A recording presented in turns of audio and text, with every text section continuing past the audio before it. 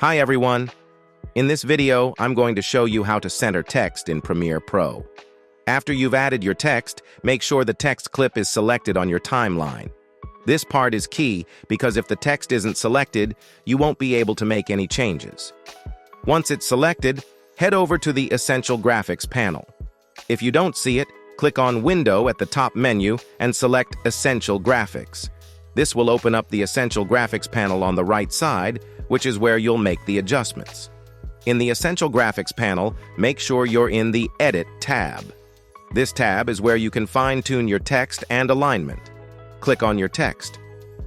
Under the Align and Transform section, you have several alignment options, but for centering, focus on the second and fifth. The second icon centers it horizontally, making sure your text is perfectly aligned from left to right.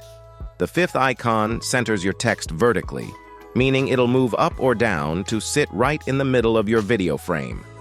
If you want your text to be exactly in the center of your screen, click both of these icons. Once you've clicked them, you'll see your text jump into position, perfectly centered in the frame. It's a quick and easy way to make your text look clean and professional. If this video helped, support us with a like and share your questions and thoughts in the comments below.